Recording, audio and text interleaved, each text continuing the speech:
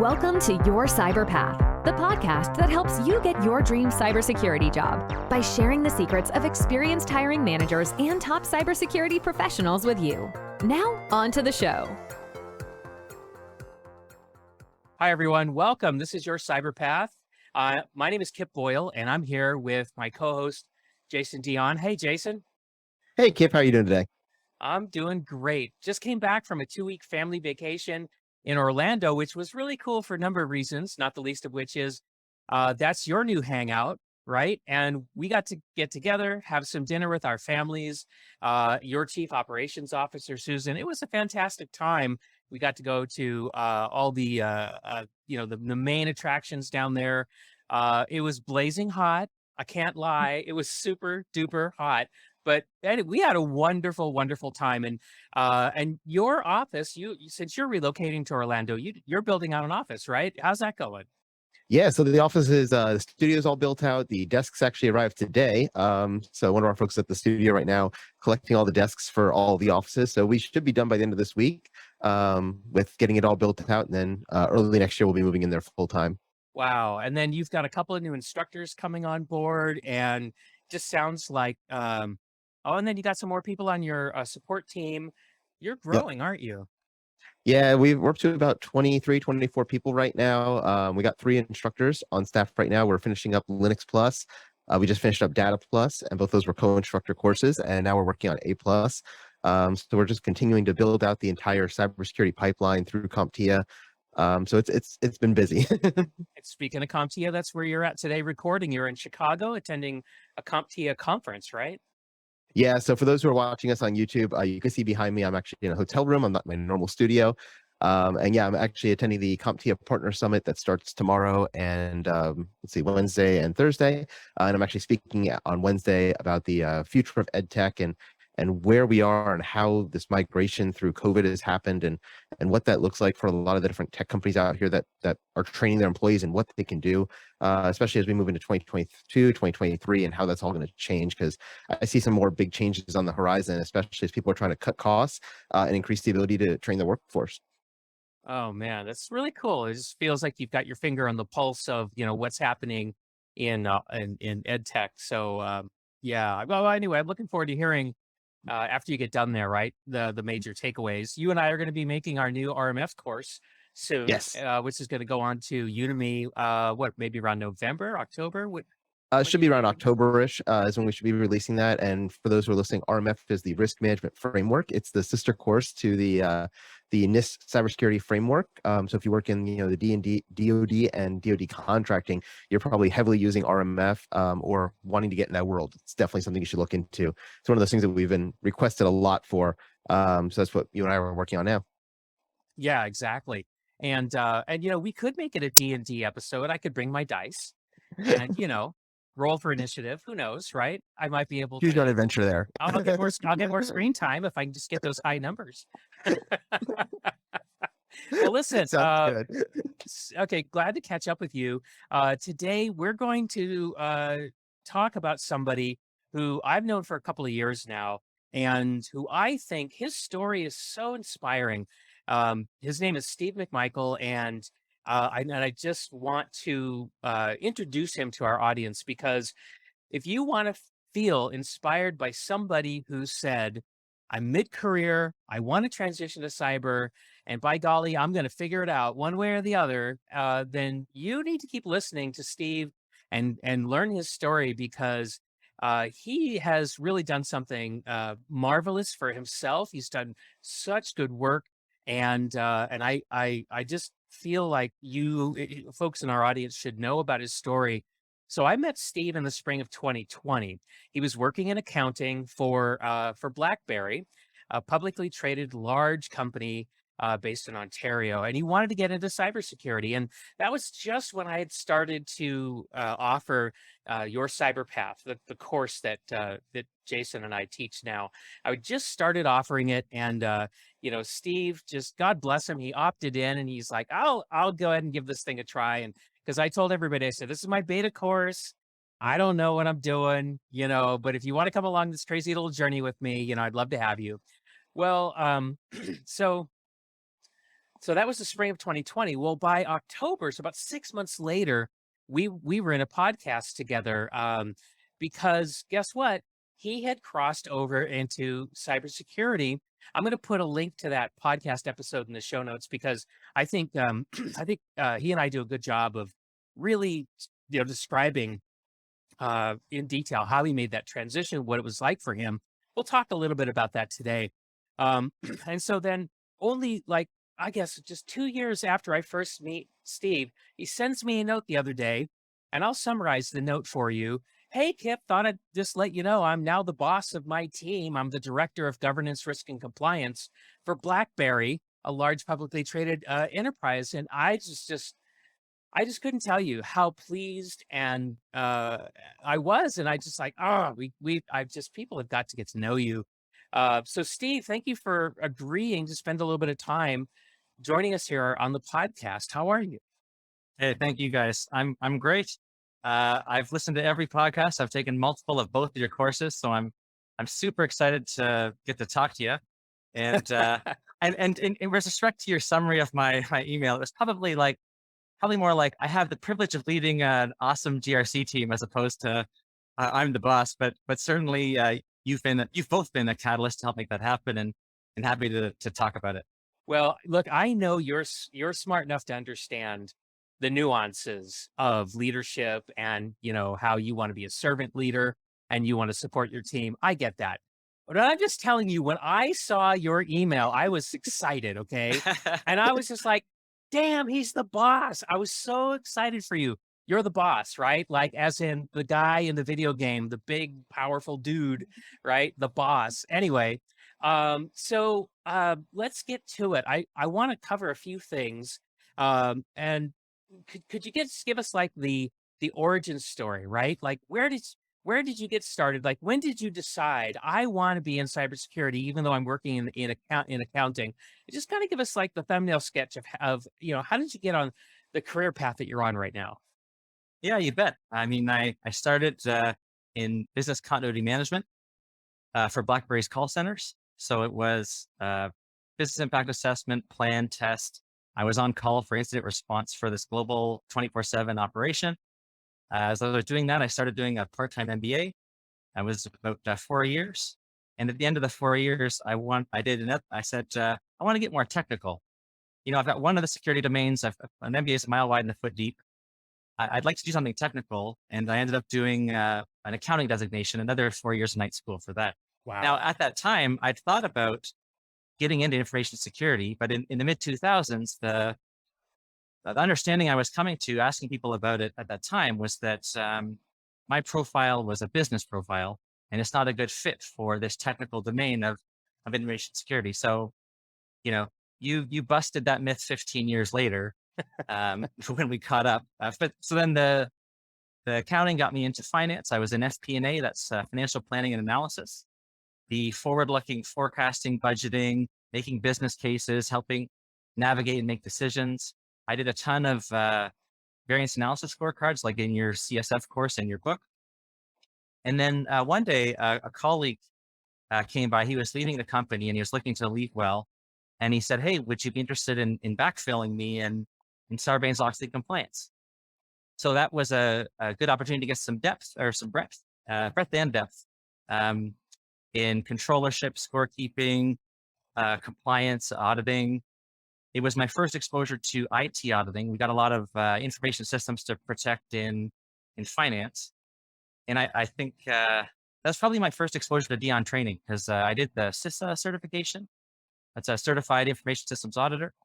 And in research and studying for that, there's a lot of Googling, YouTube, Udemy for the CompTIA type skills that you want to learn for that.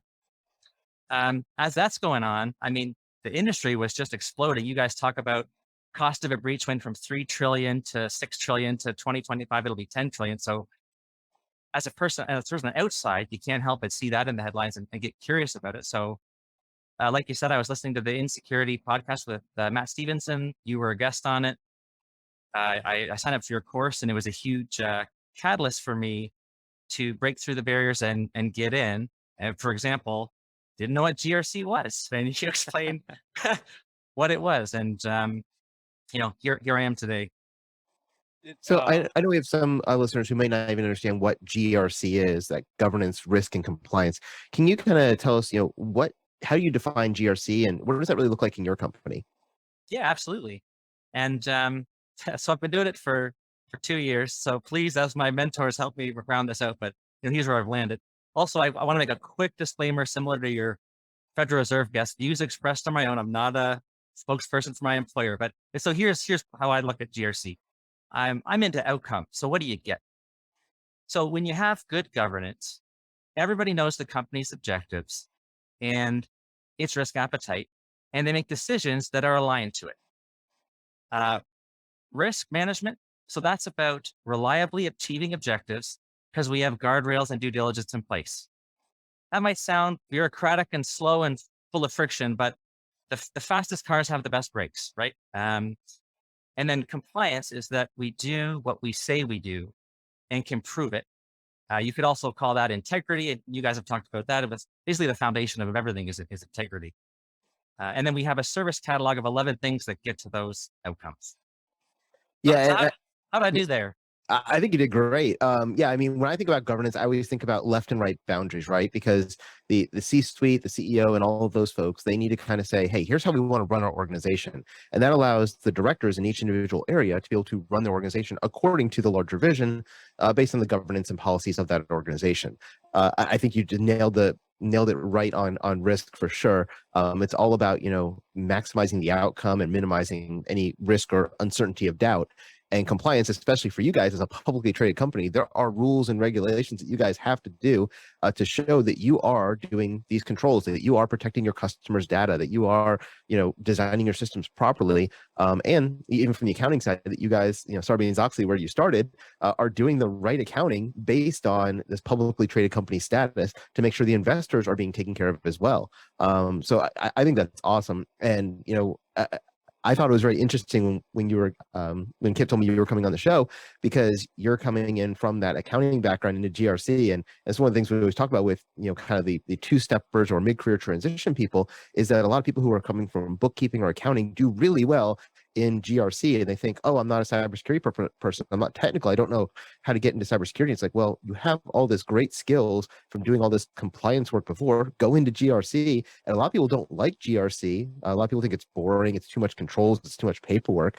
So there's a lot of positions in GRC that are available, and it's a great entry point into the larger cybersecurity realm. And you can either stay in GRC and move up like you did, or some people want to get more technical and then move over into more of an analyst or a pen tester role, and that's okay too. But I think GRC, especially for people who are mid-career already and trying to transition, it's a great place to look. Kip, what do you think? Yep. First of all, I really enjoy the GRC work that I do with my customers. I love the idea of setting guardrails, talking about risk. Risk is a thing that a lot of people just don't understand. They conflate their own personal risk tolerance with the organization's risk tolerance, right? I mean, there's so much good work that can be done there. You can really help people figure out how to achieve their goals with without taking too much risk. And I want to give a plug out too, by the way. A couple months ago, I released a course on LinkedIn Learning called IT and Cybersecurity Risk Essentials, which poor Jason that You used killed to my be course, Kip. Jason's course. But there's a whole bunch of like contractual backstory as to why they wanted a new one and why they asked me and so on and so forth. So Jason and I are still friends, even Yep. though my course took his course's place. But but listen, if you're curious about GRC and you have access to LinkedIn Learning, go take that course that I just released, because I do talk about risk and a little bit of governance and a little bit of compliance, and it'll give you a good introduction. But I really enjoy it, and there's so much opportunity, as you said, Jason. But Steve, from your point of view, and we've already said, some people say GRC is not a very attractive career source. We think it's underrated. What do you think? Couldn't agree more, Jeff. So I think, and also like in understanding how GRC is underrated, you also need to appreciate, as you guys have explained, how the same job is super different, public, private, big, small, right? Probably like Jason, your experience in the biggest corporation in the world and all of its bureaucracy is probably very different than mine at a software company. Um, but yeah, I think Sarbanes-Oxley compliance is underrated, and then I think also it's an underdog story here that the GRC is underrated. So um, I, I I did kind of give this a lot of thought and kind of listed out my points, and I made it a comment on your YouTube channel, and I've got them. So it's like number one, we're revenue enabling. That's where you want to be. That's where you can make an impact. Um, Compliance is based in customer demand. So, my team, we report monthly on these are the customers that want, what's their annual contract value. And anytime we meet with you to do an audit, like we got to be really clear on what the business case is for why we're even talking. So that's just like a good place to make an impact and to drive the business. But like, well, why is it fun? Because some say it's not, right? So just going to my points, but it's like you get great depth and breadth of exposure.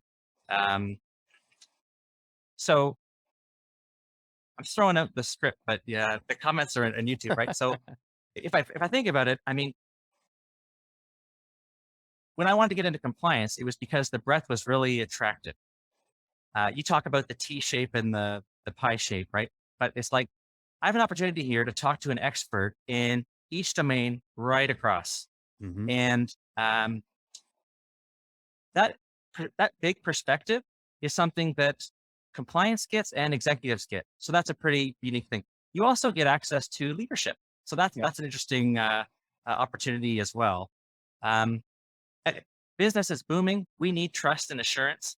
I think coming from the big, heavy, regulated finance, like SOX is 20 years old from the WorldCom, Enron scandals and how we needed compliance to shore up those risks so we can have liquidity in capital markets and trust.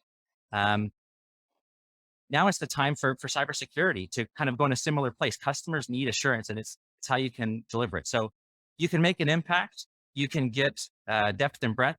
And further to your points, Jason, about thinking about it, even if you want to get more technical, I think it's a great place to do a rotation in and then rotate out. But you're going to get exposure to a lot of great learning and opportunities and ways to stretch yourself and to make a business impact. Yeah, I totally agree with that, especially the breadth part of it, right? Because as you said, you're touching each and every part of the organization to be able to do that compliance. Where I come from in the military world, we used to always say, tactics are for beginners, right? And we talk about tactics, we're talking about hands-on keyboard, actually running scans and things like that. But really that operations and strategy level, that's where, the hard work comes in, where you're going across the entire organization and seeing how every part of the business is functioning or every part of the organization is functioning, and making sure everybody's going in the same direction to be able to meet all those compliance goals. And it's not just, a checklist on paper, because if you're just doing it for the checklist on paper, you're not getting any benefit out of it. And I know, Kip, you talked about this in the cybersecurity, NIST cybersecurity framework course. If you're just going down the checklist and say, yep, I did it, okay, move on, you're not going to really get any benefit of cybersecurity out of it. But when you actually look at it from a compliance standpoint and why you're doing it, and to be a business enabler, as you said, in a publicly traded company, you're a revenue enabler. In my world, we are just trying to be a mission enabler. But both ways are enabling the organization to do what it does at a higher level. And that's really where that professionals and the operations and strategy comes in versus just the hands-on keyboard individual contributor role. You have such a bigger impact because you're touching so much more of the organization, in my opinion. Yeah, and And it's not just, oh, go ahead, Kip. go ahead, Steve. I wanted to take it in a slightly different direction. You wanted to respond. Say something.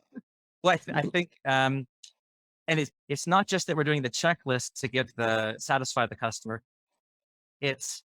We're focused on adding value. We're focused on reducing our risk footprint. You're coming in and asking good questions. So, like coming from the DoD machinery, like you might not even believe me if I say this, but it's like I've gone from someone saying, "Wow, that wasn't so bad. That wasn't so painful," to like, "Hey, I think we actually, improved our risk footprint there." To like, "Hey," to me saying like, "Hey, I hope you had a good experience with risk footprint," and they said like, "Well, Steve, actually, that helped me improve the culture on my team. Like, this is actually right." That's about at two. Like, "Hey, we have a project coming up. Can you please be involved?" So that's a pretty when you focus on how to do auditing well, and it's not a checklist, that it's not to waste people's time, it's to optimize use of their time. Um, be brief, be brilliant, be gone. Think about the what's in it for me, the WIIFM. And you can do that in any compliance discipline. And it's fun to win those hearts and minds by just doing a good job adding value. Man, there's so much you're saying that is just resonating so strongly with me. I just wanted to just touch on a couple of points. I I appreciate in a GRC role the opportunity just to be closer to how the business makes money. I really that's where Kip wants to be, being working in the bowels of the engine room, pulling levers and pressing buttons in order to make systems work. I just don't find that to be very satisfying. It's very clinical, it's antiseptic, it's disconnected from reality. And quite frankly, when things start when if the company starts not doing well, and senior leaders start looking around and saying, well, who can we live without? Well, that's not a good place to be, in my opinion, right? You want to be seen as indispensable, right? And so I think that's a good way to do it.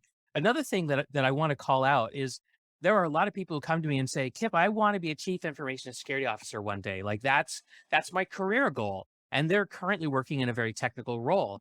And so I say to them, well, I hope you don't think that the CISO role is all about technology like a CTO, because it's not in most cases. You're going to have to figure out the people and the process and the management part of how you make cybersecurity happen. It's not just about technology. And if you don't want to do those things, then you might not want to become a chief information security officer, because I don't know how long you're going to last.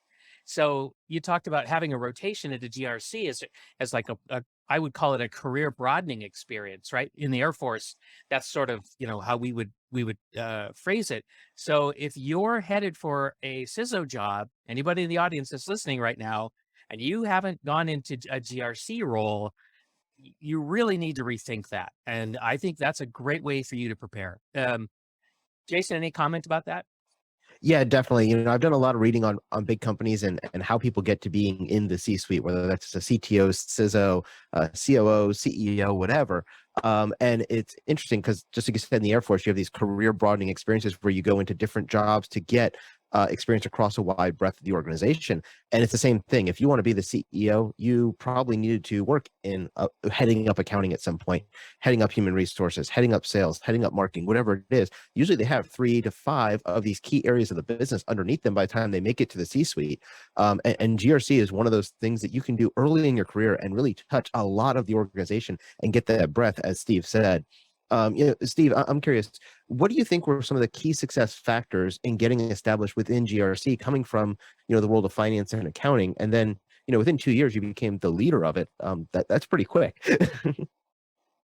Yeah, I think there's like a people component there, and then there's the technical skills component. And when I reflect on, I think of that question, people comes to mind first, right? So because we got a fabulous team, and the team's been successful. So um, Jim Collins, Good to Great. It's old business A great book. textbooks, but those are good principles, and they stand the test of time. So it's like the first thing you need to do is get the right people on the bus in the right seats, right? So I came to the team bringing this heavier compliance experience. We were fortunate to flip a co-op student into a full-time software developer. So he's indispensable for his software development technical chops that I aspired to work towards, but I don't have. We brought in a program manager who's been at the company 20 years and knows everybody and is really good at maturing processes and basically being the tip of the spear for intake and reducing friction in the business as we fortify our defenses. So, with respect to the bus and its seats, 3 new people, new blood into the team. And then the existing team was very seasoned cybersecurity professionals. And it was, what do you want to start doing, stop doing, keep doing, right? So that we can get good outcomes. So, so number one, I'm kind of blown away by how the team comes together and gels and has a good vibe to get good outcomes. On the technical side, it's like, you guys touched on the T shape, and then Wes and Kip went really deep on the T shape in terms of you got your business acumen and your technical acumen, and the business people need to get more technical, and the technical people need to get more business savvy. And then take one technical domain and go deep on it. So for me, that was coming from the IT auditing, the focus on integrity in the CIA triad. Um, I've done 4 years of change management and access management controls for financial systems. So that's what I kind of latched onto. The same control owners for on the identity team that I worked with in Sarbanes-Oxley were the same ones over here for GRC audits, and that um, kind of was helpful. And then also, I think a couple of points on the business people getting more technical and the technical people getting more businessy, right? So if this were an accounting podcast on accounting career paths, they'd be talking about folks like digital transformation. You need to get more technical. When there's a digital transformation, you're not just doing the same thing you did on paper on a computer. There's a paradigm shift where everything is different. So continuous learning, upskilling, more technical. There's CPAs in Canada getting drone pilots license, licenses to count inventory with drones, right? And then on the technical side, it's like, hey, there's this issue. There's a static URL. What do we do? And the security engineer says, well, we'll lock it down. It's like, whoa, pump the brakes. Like, can we do a problem statement, alternatives, decision criteria, analysis, recommendation, implementation plans? When you turn it off, who's it gonna impact? Right. So anyway, so I think there's a lot of that convergence and opportunities for everybody to grow. So I brought the auditing, right people in the right seats, and we got some good outcomes, and we got a good vibe on the team. Huh. Yeah, that's I love the kind of the cross-functional dimension that you're bringing into this. And I particularly want to applaud that you said you brought somebody in on your team who has long tenure with the company. And tell me again, what role are they playing? The senior program manager, they do intake, right? You get those executive requests, and you need a tip of the spear to, right? Yep. And due diligence memos for security risk assessments and a variety of things. But it's just like process architect, reduce friction, and then now the process is in place and more mature, and now someone else can do it and move on to the next. Yeah. Add even the service catalog. So I don't know if you recruited this person for the same reason that I made a similar move when I was CISO, but I was new to the organization. You're not as new to the organization, to your organization, as I was to mine. But I realized that I had a disadvantage because I was working in a high tenure organization. I was kind of a baby still when I showed up to be their CISO. And so I recruited somebody who'd been there for 20 years because, like you said, he brought all the relationships and the deep understanding of how things really work, not just what the org chart says or what the process flow diagrams say, but he knew how things really, really worked. And so adding somebody like that to my team really amplified what we could get done because he knew who to go to get the informal agreements that you need to get sometimes in order to get people to agree to change the way we work. Anyway, so I don't know if that's why you did it, but I wanted to bring that out because whether you're doing GRC or something else, whatever your function is, we all want things to get better. We all want things to improve. We want people to consider doing things differently. And that's such a relationship driven thing. And so again, if you're going to be a CISO one day, you better understand how relationships work in your organization so that you can take full advantage of that way of making improvements. Jason, has it been the same for you or different? Yeah, I mean, I think it's a lot of that goes back to soft skills, right? And your people skills, and even in big bureaucratic organizations like the DoD that I worked in, I worked in a couple of areas, especially in cyber, that were relatively new to the DoD, and trying to get traditional warfighters who are used to jets and tanks and ships to understand that cyber is important and give us some money so we can actually do this thing and build it out. A lot of that was making that business case of why we should spend taxpayer dollars on that stuff, and getting the buy-in, because generally it's a zero-sum game. If I'm getting $1 billion in cyber, that means somebody else isn't getting another aircraft carrier or something like that, because that $1 billion had to come from somewhere. And a lot of that happens in business as well. And so it is these kind of horse trading deals where you're like, okay, we need this thing to do our GRC work. We need 3 more people. Well, generally organizations are just going to create 3 new jobs, because that's a lot of salary. So it may come from a different department, or somebody else may be downsized, so that they can make room for you to have the budget. And those kind of things happen all the time.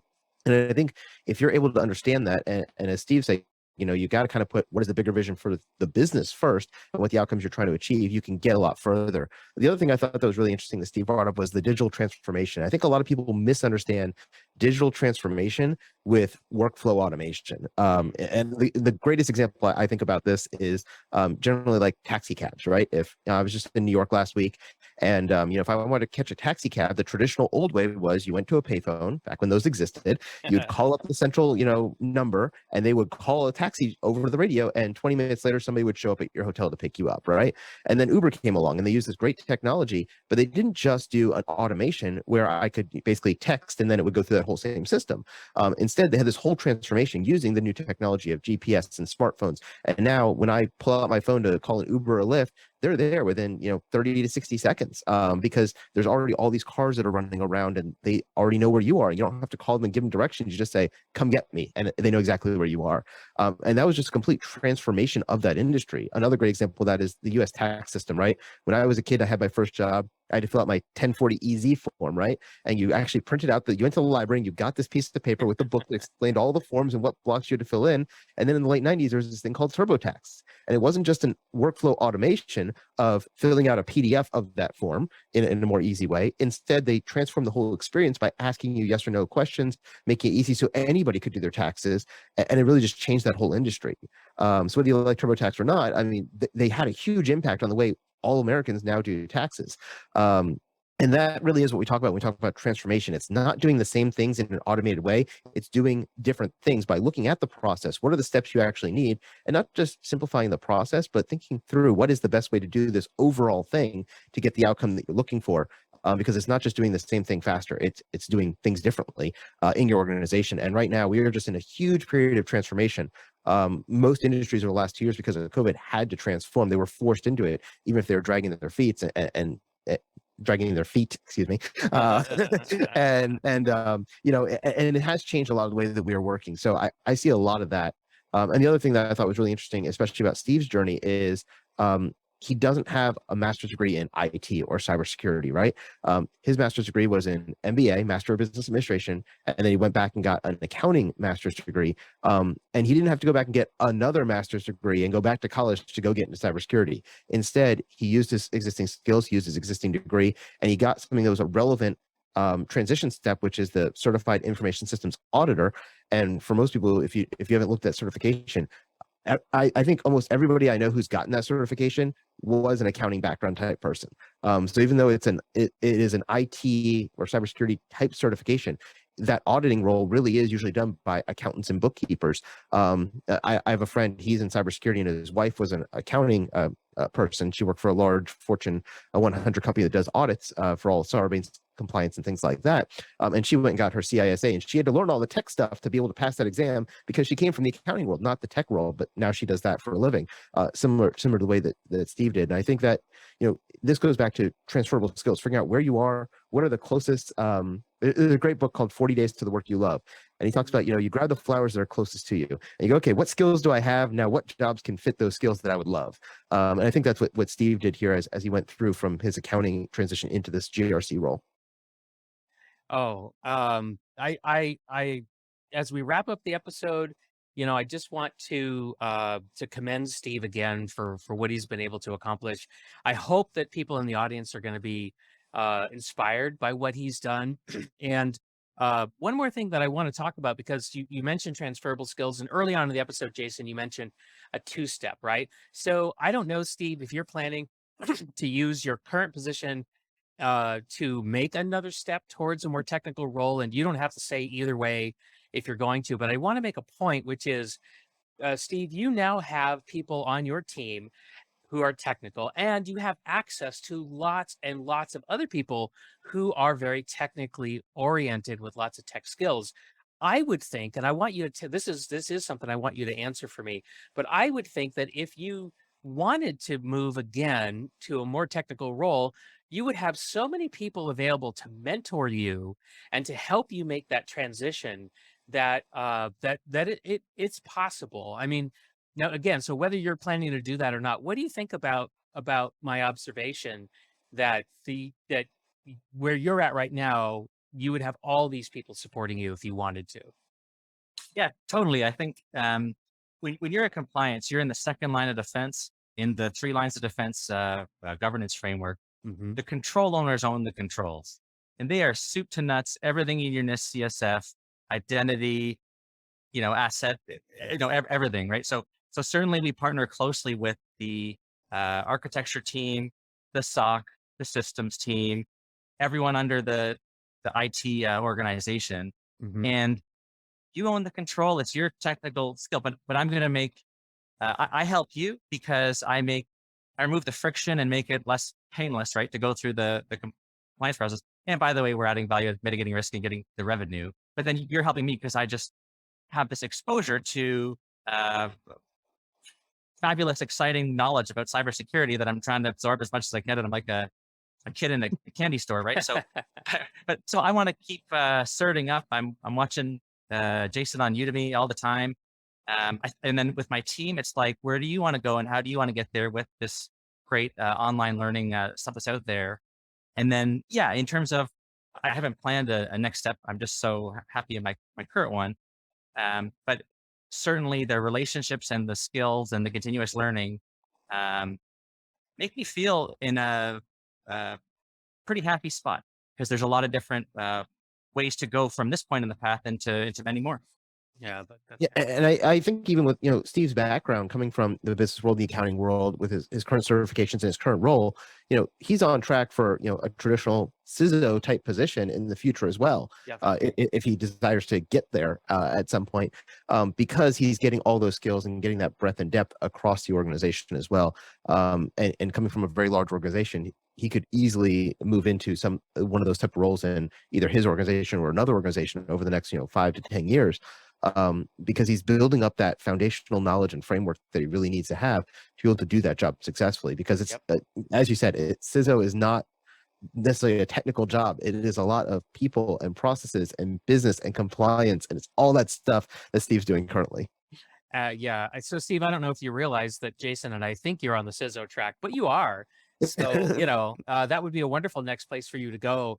And what I particularly like about you being on that track, if you wanted to take advantage of it, is because you don't come in with a deep technical background, you probably won't feel the temptation that a lot of people feel when they come in with a deep technical background, where they can't keep their hands off the keyboard.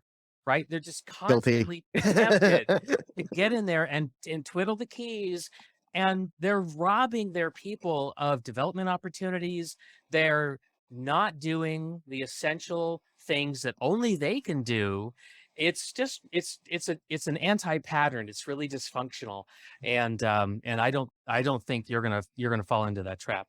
Okay, so I could talk about Steve and all that he's done and the lessons that everybody could learn from him for a long time, but I think we're done for this episode. So, Jason, you want to wrap it up for us? Certainly. I want to thank Steve for sharing his time. I know he's super busy guy running the GRC team over there up in Canada. And I really appreciate him coming out here today. It was great to be able to talk to him and kind of figure out what things our audience can learn. And I think a lot of the key takeaways are, GRC is a great role to get into in cybersecurity. So definitely look into that. If you're not already in cybersecurity and you're trying to make the switch, if you come from another background, look at what your current skills are, and you'll be able to use that to get yourself into a role instead of having to start all the way at the bottom as a junior SOC analyst or something like that. It's a lot easier to get in because you have experience. You just may not realize you already have that experience. So look at your current skills and see what's relatable. And then remember, you don't always have to go back to college to go get another degree in cybersecurity or IT to be able to get a job. Most places, once you have a college degree, that's usually sufficient for them. And then it's more about, getting those little certifications to show that you have knowledge in that particular area. And that's exactly what Steve did as well with the CISA. So keep all that in mind. That said, thank you for joining us again for another episode of Your Cyber Path. And we're going to see you next time. So we'll see you at yourcyberpath.com. Thanks. Bye, everybody. Thank you for listening to this week's episode of Your Cyber Path. Don't miss an episode. Press the subscribe button now. If you would like to learn more about how to get your dream cybersecurity job, then be sure to visit yourcyberpath.com, where you can access the show notes, search the archive of our top tips and tricks, and discover some fantastic bonus content.